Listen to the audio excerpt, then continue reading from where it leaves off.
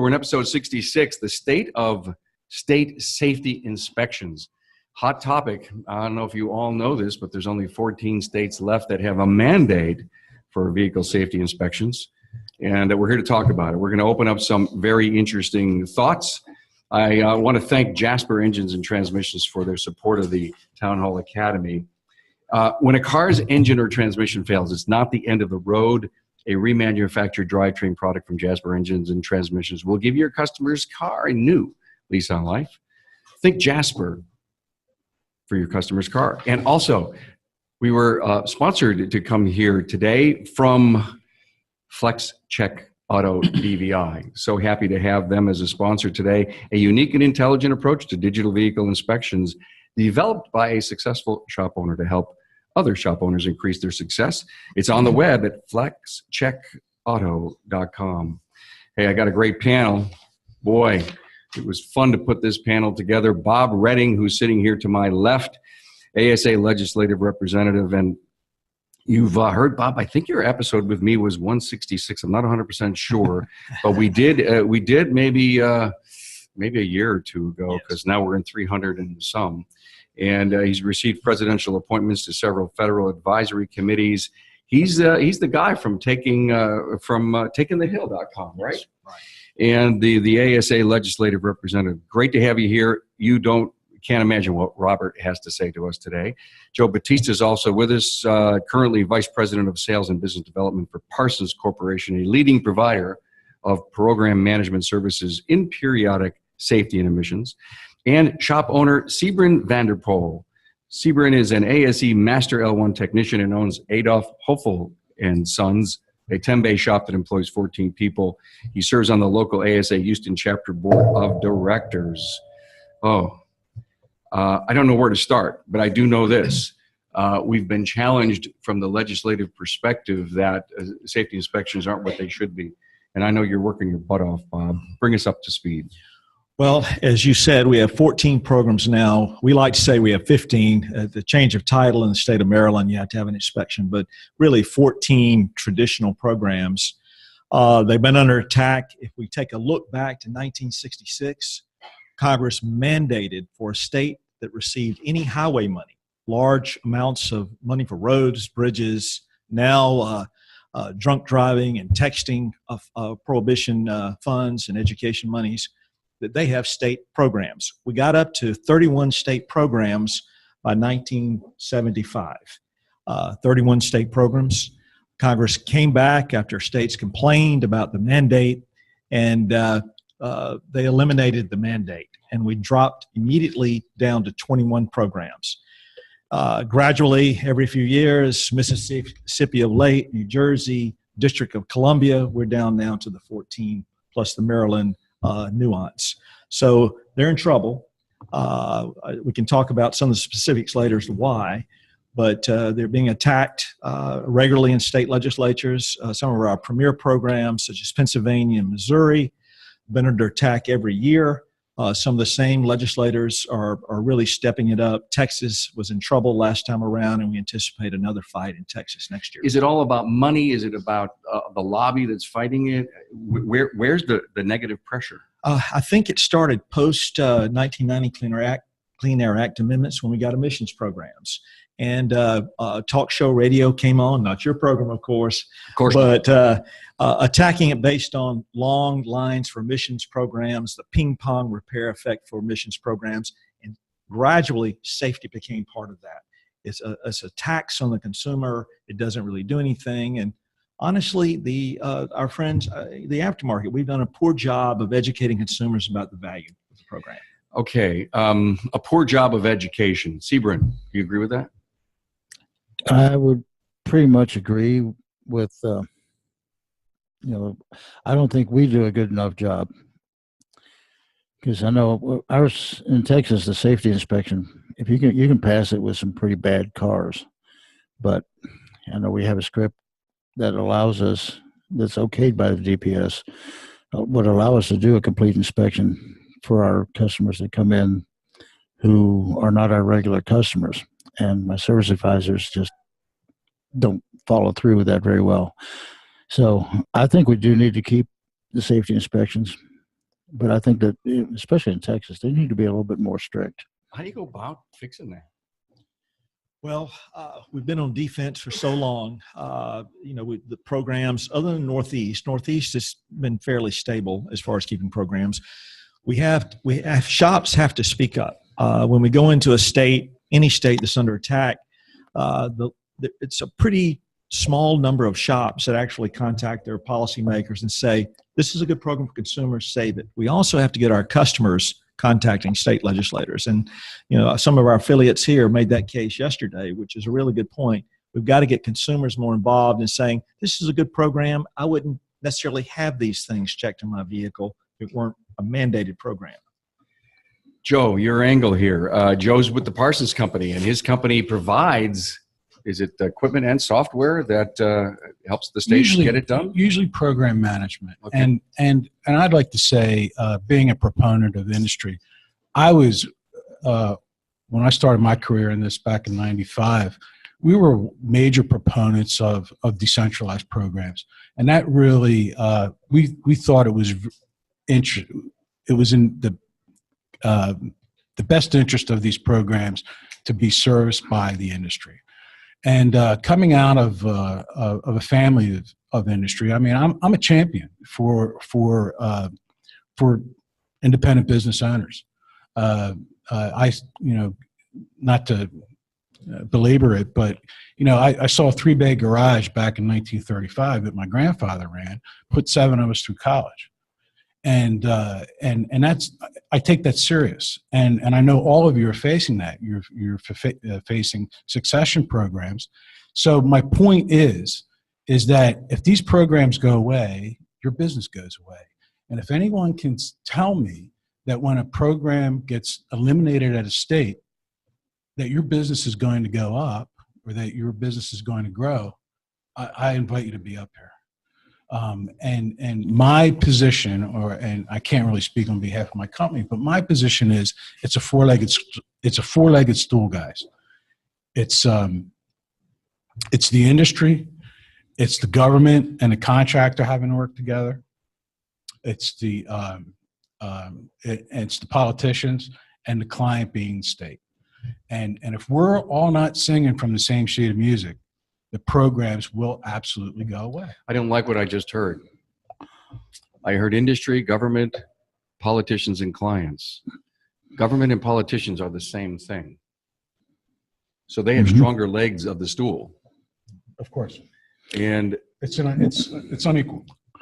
It is unequal. So how will it be? I guess, Bob, my question is, the curiosity that I have is there's 14 states left, and you say they're being challenged all the time. I live in New York. We have inspections. And I haven't heard about challenges to New York, and maybe I'm not, my ear to the ground isn't enough. But what can you tell the state, the 14 the people that are listening? Well, our defense for these programs today, and our advocacy has been shop-based. That has had mixed results. Of course, we've lost, as I mentioned, Mississippi and D.C., New Jersey. It's been effective in Texas, PA, Pennsylvania, and Missouri, and North Carolina. But we need to communicate more with vehicle owners about the importance of these programs. And the data is stale. And Parsons has been great about trying to get studies done and working with, Joe can tell you better than me, educational institutions on that. But we're working with 2010 studies from Pennsylvania, some older in Missouri, and not as broad as studies as we probably should have.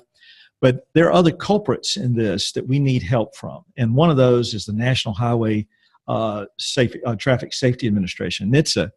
NHTSA did a study in 1990, a GAO, Government Accountability Office, did a study and said NHTSA should be more engaged in these programs. They should be more encouraging to states. And we need that federal partner that's out there every single year evaluating accidents, injuries, and deaths, because these programs work. And studies in Pennsylvania and Missouri have shown that. Guys, I can't help but think that the day of the autonomous car, and everyone in this room, everyone listening is going to see it happen. I mean, I think we're all going to be here. it just makes me think that here's some vehicle without a driver, or me never touching the wheel, or me sitting in the back seat having coffee, that NHTSA would allow those vehicles to be that autonomous without having to pull them in a lane and do a full software update, safety, lane check, everything, because we're putting too much emphasis on technology. And wouldn't you think, I mean, where do you see what do you hear on Washington when all this talk going on? I think it's worse because these cars represent maybe 1 or 2% of the population. It's going to grow. I mean, whether it's semi-autonomous, autonomous, get the other 98% in states that you can buy.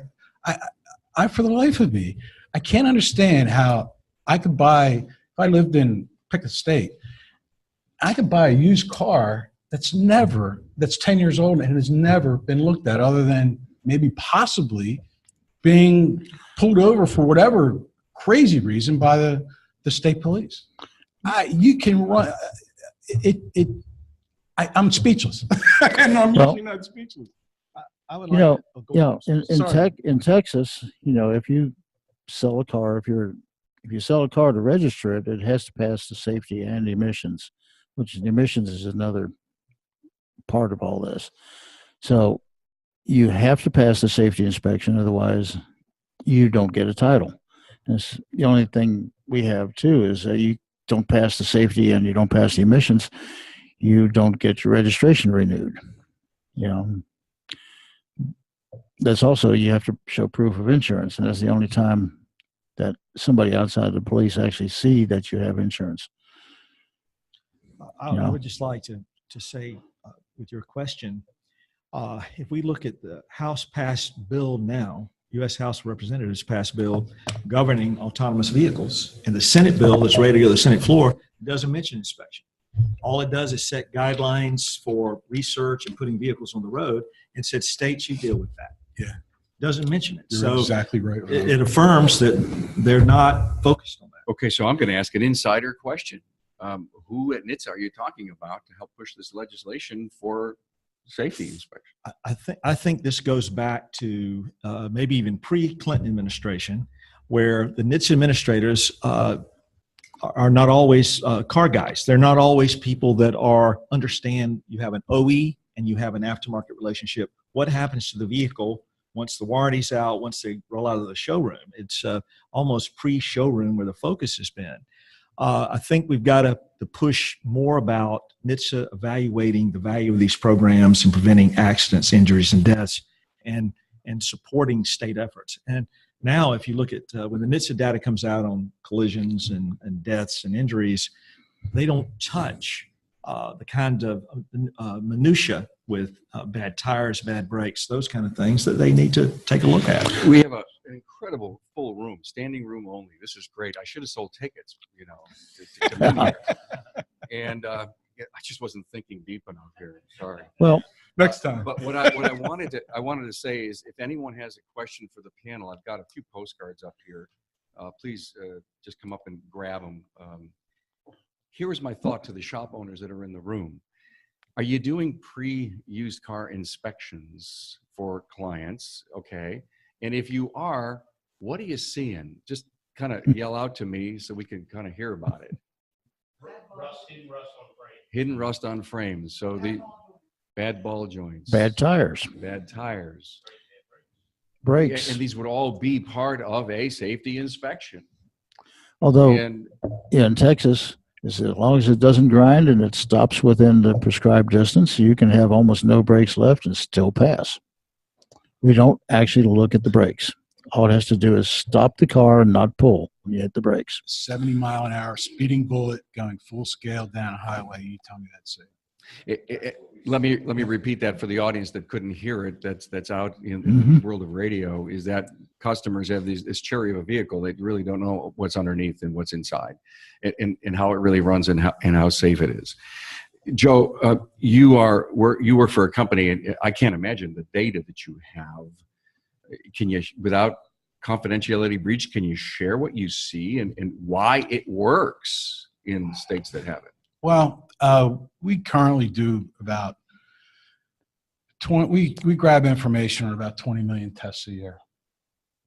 And I think at a very, very high level, what we're very fortunate about in Pennsylvania is we do not have a model year exemption.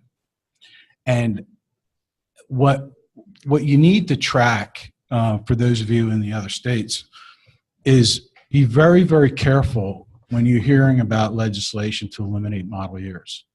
Because the information that we're starting to get, Carm, is that it's as high as 8 to 9% of new cars being pulled off of the back of a delivery, brand new, could be subject to failing a safety inspection. So this notion of pushing out model year exemptions to 2, 4, 5, 7 years, that's not good. That's a sign to come up with an excuse to kick the can down the road, as far as I'm concerned. The other Turner, no, I'll leave it at that. Yeah. So where do we go? What kind of help do we need, Bob? I can't imagine how tough your job is. I mean, can you imagine? He sees the future, he hears what's going on, and he says, "Oh, I just got to be able to rally the troops." What do you have? A meeting a year with the legislators, and we all, in our own good intentions as owners and members of the industry, want to do something, but we never do. But it's really easy to write a letter, isn't it? It is. One of the problems and the tools that we've used in the past, ASA has used, is industry partners like Parsons. We wish all the private sector companies were like Parsons and advocates for these programs. It's not always the case. And we've also had a decline in the number of trade associations, industry trade associations that make this a priority. There are other issues, whether it's data access or cybersecurity, that rise to the top. And when you're in a critical moment, sometimes, everybody's not helping. We really need a lot of partners. These fights are expensive, they're labor intensive, and you've got to have a real push in the media, the trade press, programs like this to help us out in educating the public. So it's getting harder. I'd like to plug the motor vehicle administrators here in those states that they're great partners, but they can only do so much. They are state employees, and they're great at educating and helping us present accurate analyses to policymakers, but it starts dropping off after that. So we need more help, and there are a lot of beneficiaries in the industry to these programs, and certainly the consumer and consumer groups. And that's a point here. Organized consumer organizations don't typically get involved in this issue. If you query them about them, the answer is yes, we like them. You query insurance companies about them, hey, that's a good program, sure. But as far as going to the front lines, testifying in meetings, writing letters, etc., it's tough to get their engagement. I got it. Thank you for that. Hey, I want to stop for a minute, actually 30 seconds here. Jasper has over 2,000 associates, 3 manufacturing facilities, 2 distribution centers, and 45 branch offices across the country, and they're all working to produce, transport, and deliver the perfect product, and that's what they do best. Keep customers happy so you can. And also, welcome FlexCheck Auto DVI, a unique, intelligent approach to digital vehicle inspection developed by a successful shop owner to help other shop owners increase their success on the web at flexcheckauto.com. And thanks to FlexCheck for having this great live Town Hall Academy. A couple of things on my mind, guys. In fact, I think one of our talking points is, are there additional roles that inspection programs, literally the 14 that are left, can we convince the state legislator that there's more to be done, and then maybe we can reinvent the rest? Well, we talked about this in Pennsylvania. Our Pennsylvania Repair Community, their affiliate, has discussed this. We did a program with the motor vehicle administrator in the state of Pennsylvania, and one of the items that came up had to do with recalls. Surely we have repairs now that don't have inspection programs that, as a courtesy to consumers, they bring up recalls that might be for their particular vehicle, the customer's vehicle. But we've discussed with NHTSA and with policymakers on Capitol Hill, this is something that should be considered, particularly after we had the airbag problem in the last 3 to 5 years. So recall information, education is one area that they could be helpful. That's an interesting point, Robert, because we walk a fine line. So we as a contractor, we certainly can make recall information available. But there's always been a debate, and I'll throw this out there to you folks.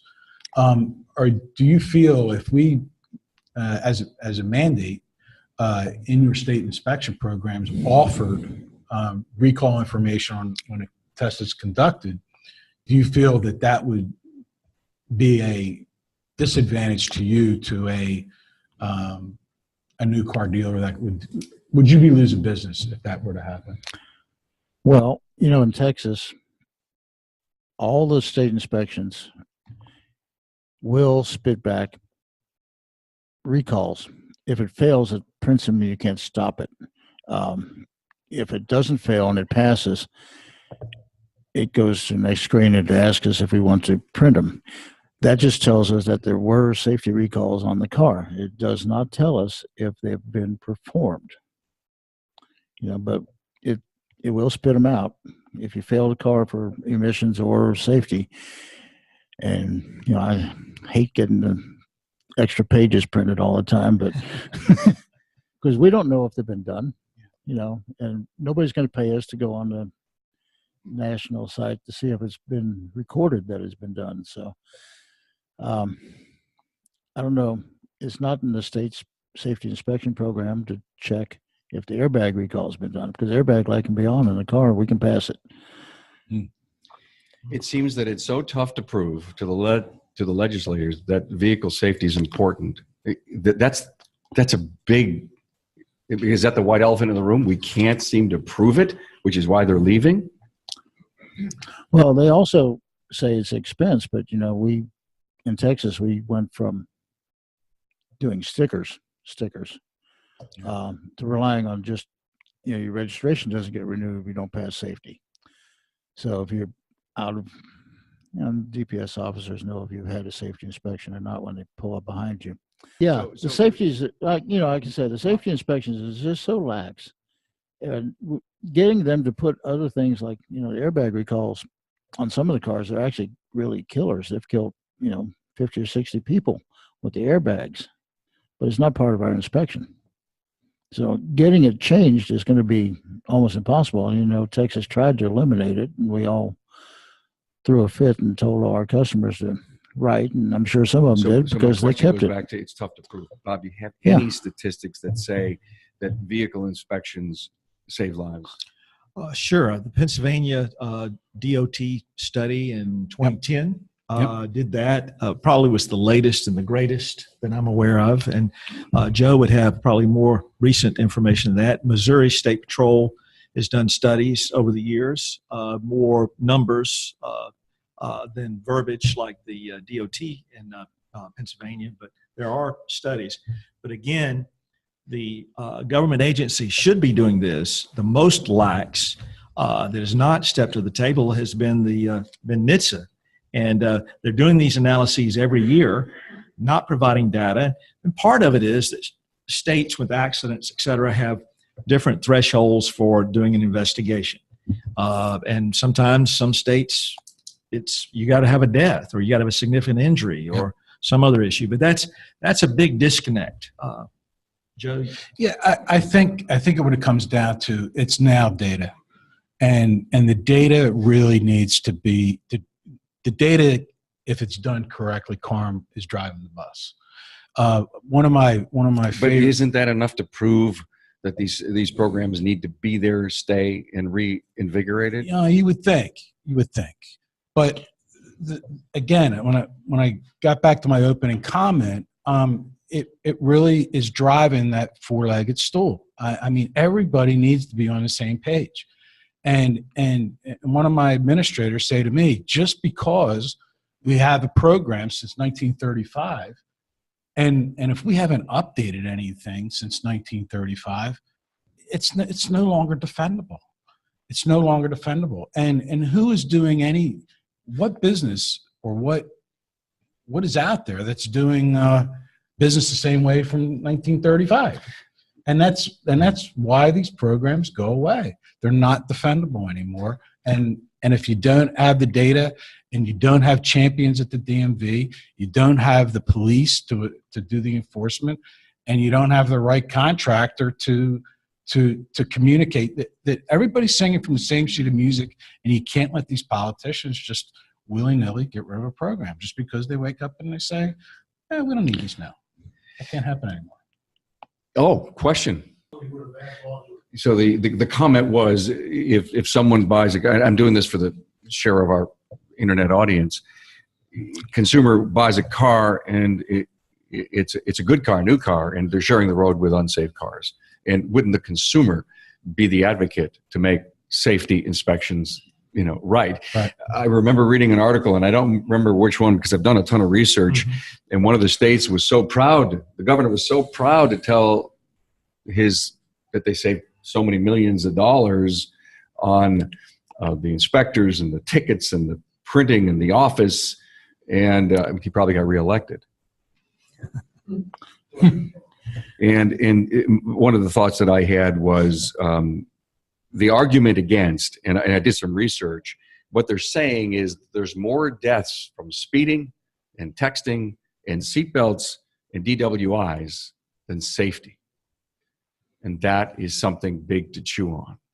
And how do you get an argument in a political arena away from that? And so my point is we all kind of know, but can we really rally the troops, save these 14 states, and actually figure out how we can get the 15th back? Yeah, I think Joe made a good point that the data should drive this debate. I don't think we have great data when we get down to sort of an organic approach where, someone crossed a lane and maybe did see a car coming into them and could have, if the brakes weren't any good. Stop sign, there are all kinds of items. So the tires are bad. A light's out. Those kind of that kind of information, we don't have it from states or other jurisdictions to any successful degree, and so these 50 state analyses don't work. It'd be nice to have a national number on a lot of this stuff. Well, the problem we have to deal with really is you have to make the safety inspections really meaningful. And I know that some places, Louisiana has a safety inspection for the whole state, except for Orleans Parish has a much stricter inspection, and they actually check the front end of the car. So to be meaningful and have people really get safety from this, you have to make the inspections really count.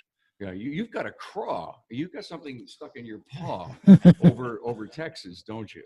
Well, you really do. It's just like that. I know. I mean, wow. And all right, what can we do to help? I guess. Can we go in there and really? Can we go picket in front of state? You're not going to make them all right, make a real safety inspection out of our safety inspection. Okay, so cars in an accident, they don't inspect the vehicle, so they really don't know what happened. I mean, unless all the big lawyers are getting involved. I mean, today we're in a litigious society and say, hey, save that car, protect that car, preserve that car. Let's go out and do an inspection on that car. But that data is far and few between. That's what you're saying. It's just not really there. It's even simpler than that. I mean, it's even worse than that. The process in some jurisdictions is flawed because you're fixing the car before you're actually you're fixing the car, the defects, before you actually do the test. Mm-hmm. So the number of tests or cars that pass is inflated just because the process that the state has in place makes you test a car in that sequence. Does that make sense? No, are you saying that if a car was in a collision and we're all in this quick, fast society that they want to fix the car right away without really going through? What Joe is saying is, and our DPS came around last year and reminded us that, once they bring in the car and we touch the keys, we're not supposed to go to them and say, oh, it's not going to pass because you have worn tires. It's not going to pass because your wiper blades are no good. It's not going to pass because your bulb's out. that we're supposed to go and fail it first. But most of the time, because it is such a pain to go through, fail it, fix the car, re-enter everything, and do it again for $7 total. That everybody just goes, it's not going to pass. You need tires. We can deal with the tires. It needs wiper blades. You want to put wiper blades on it?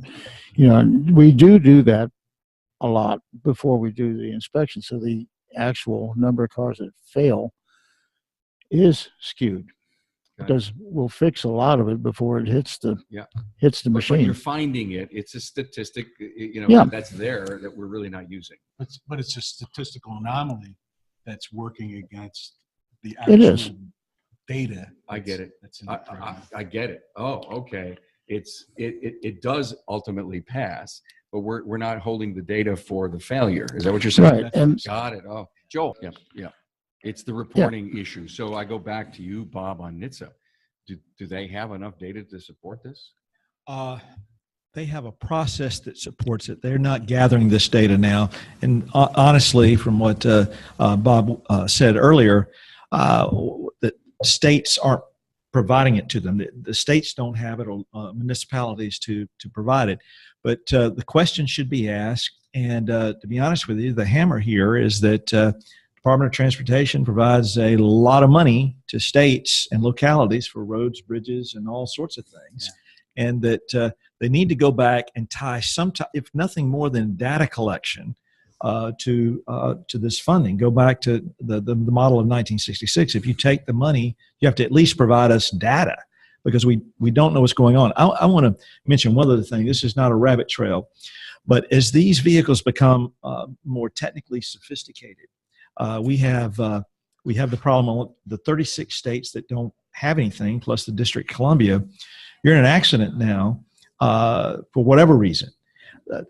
It's not required in the overwhelming majority of the states for these vehicles to be scanned. They repair them, they put on new bumpers, et cetera. Whatever happens to the airbag, if the dashboard's not lit up, collision shops don't have to scan them. Insurance companies won't pay for it. So there are a lot of vehicles getting back on the road, whether for ball tires or something that no one understands or sees for the consumer that could cause a lot of problems.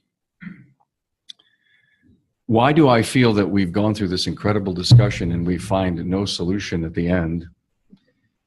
And it seems to be the lack of data. It's the power of the politician. And it's the lack of the effort on the side of our industry to be champions or advocates. I mean, you said the word champion earlier, Joe, to really push this through because you know what's amazing? How many in here are doing digital vehicle inspections? And all I need to do, and I just learned something, by the way, in this first live that I really need to have a microphone for the audience so that we could capture your passion. What are you finding out there? And are you just, okay, you find these problems, you recommend them to the customer, but with a show of hands, who's refusing some of the most unsafe work you find? I mean, are you getting 50% say, don't worry about it? Because our damn vehicles just seem to run and run and run, and they may make clicks and noises, but they just seem to work, don't they? And is there another approach? But, you know, just because we find a problem on a digital inspection, that's not the same as the safety inspection for the state. Because all the safety, in Texas, you don't get your license plate renewed if you don't pass.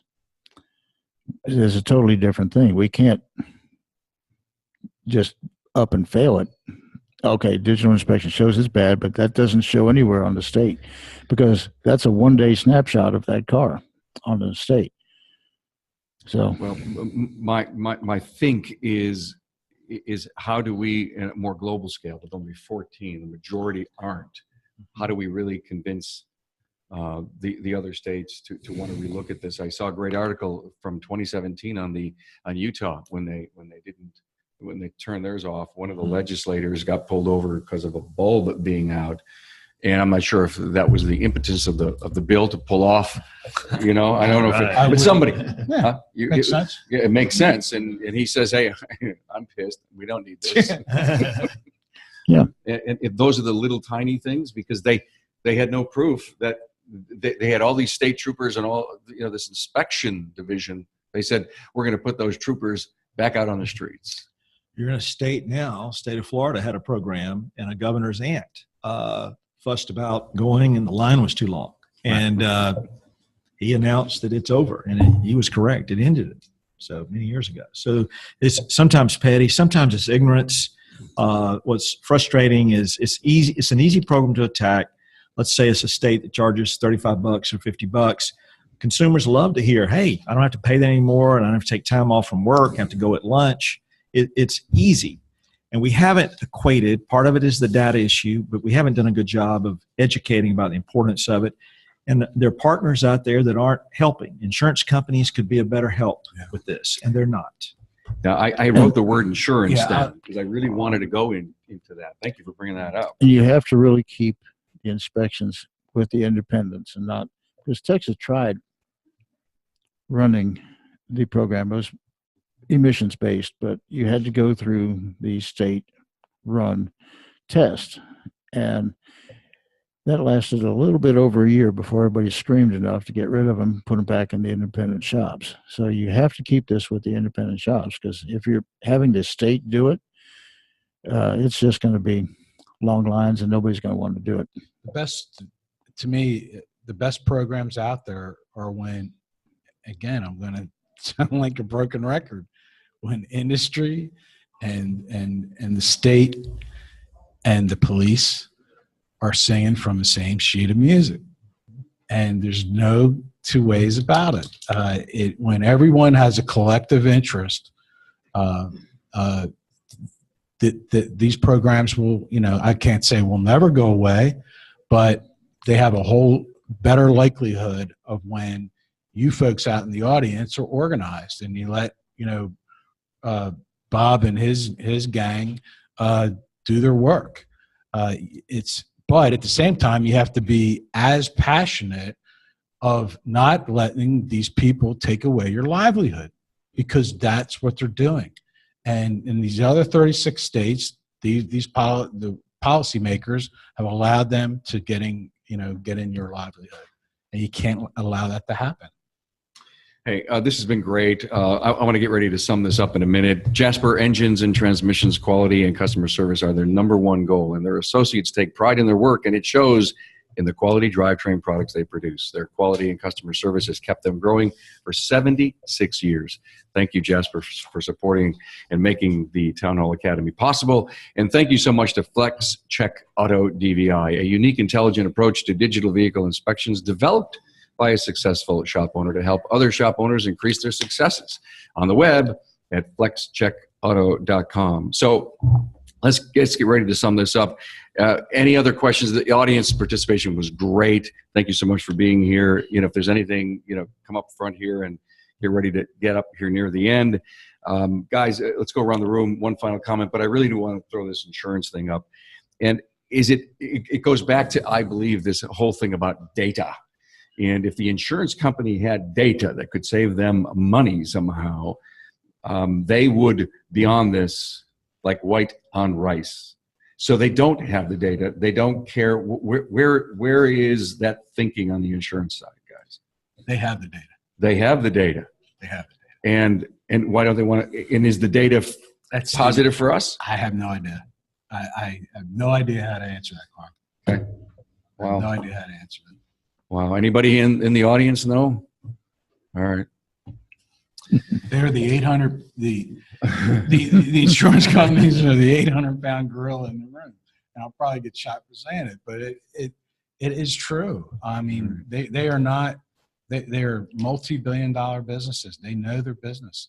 And the only way for these, the only way for these programs to continue is that someone like the insurance company sees a tremendous value for these programs to be implemented again.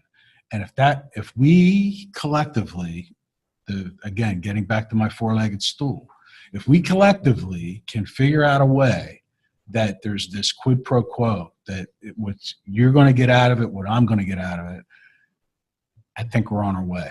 But there has to be some either financial benefit for the big dog eating the meat, or the state to say, this is a mandate, we're going to lose federal highway dollars, we're going to lose something as a mandate. And mandates work whether you like it or not, and they drive policy. Carr, I want to add to that. This is not a voluntary playground. Without a mandatory program, it's just not going to happen. And it's the carrot of the stick, and we've been portrayed. These programs have been portrayed as a tax. They're onerous on consumers, et cetera. The federal government and our folks don't like a lot of regulation. This requires regulation. The federal government's got to say to these states, you have to have these programs. You have to have some structure of a program, preferably, as Sebring said, you need a substantive program, not a superficial program that you can roll your eyes at if you're looking at a vehicle and it passes. But we've got to somehow or another get the Fed working with the states to mandate these programs. I love what he said, substance, right? Mm-hmm. Wow. Hey, it's been great. Any other questions from our wonderful audience here? Wow, this is a first. So thank you so much for being here. I couldn't help but also, and chime in if you want, because I think we've pretty much gotten to the end. I have a comment about the economic side of this. We see that we need, $1,000 worth of work on a vehicle, and if that was mandated, is the pushback part of it economic? Have you heard? Well, you look at other countries that have a very strict inspection program, and yes, people have to spend thousands of dollars. That's why they dump the cars, rather than fix them. They'll go buy a new car because they're not going to spend $5,000 or $6,000 on fixing a 3 or 4 year old car to bring it up to the standards. We'll never get there because they'll just shoot that one down. Got it. Okay. So my final thought is, what can we do to help Mr. Redding? What do you need us to do? Everyone in this audience needs to go call a friend that's in this industry and get a groundswell going. Folks, it's at the grassroots. That's the only way. You have to be venomous. You have to be passionate. You got to be excited. You want to be showing the benefits, your personal benefits of why you're here at ASA. Our programs, or these state periodic inspection programs, you're the folks that we like having. I mean, you're the good guys and good women. I mean, you take an interest in your business. You reinvest in your business. You're involved. You're involved in your communities. It's the other 20% that are flying under the radar that give the 80%, the good guys, the bad name. And how do we get to them, or how do we put them out there in the market to let people know that these are the bad apples? And the bad apples right now are driving the bus, and you have to get more people in your. Absolutely. One opportunity right now is in the state of Missouri. State of Missouri, there's a bill that's 1444 moving, and we've had a limited number of members and repairers engaged in the process to stop this legislation. That's an opportunity that's real today for Missouri repairers to contact their policymakers and say, don't pass this. It's bad for consumers. It's bad for everybody on the road today. But there are every single state legislative session, this happens. One other point. This also happens, everybody in this room has an opportunity at a town hall meeting with their member of Congress, or with a member of Congress's legislative local folks coming by to have some input. They need to ask the question, why is it my state has a program, yet my neighboring state does not, or the reverse of that? Mm-hmm. The chairman, a retiring chairman of the House Transportation Committee asked this question in a meeting in his office. He has a program in his state, and he said, "You mean all 50 states don't have a safety inspection program?" Because his state had one. He did not know that. So the consumer could drive this or not for us? Oh, Yep. Really? Yes. absolutely. The consumer can drive this. That- We've got to be able to convince the consumer that we need help with that. That's the only one But can. it goes back to that economic thing. Why would I want that? Because I have to spend more money if we have that. But it's good economics of preventative maintenance. Yeah, it needs to be sold as a It safety really piece. does. Yes, it does. Really does. This was great. Thank you all so much for being here. Robert Redding, ASA Legislative Representative, Joe Batista, Vice President of Sales and Business Development at Parsons, and shop owner Sebrin Vanderpool. And to our studio audience, thank you to ASA for having us here at the annual ASA conference meeting here at the Swan on the Disney property. And thank you to our director, Leona Scott. Thank you so much. Appreciate that. You all have a great day.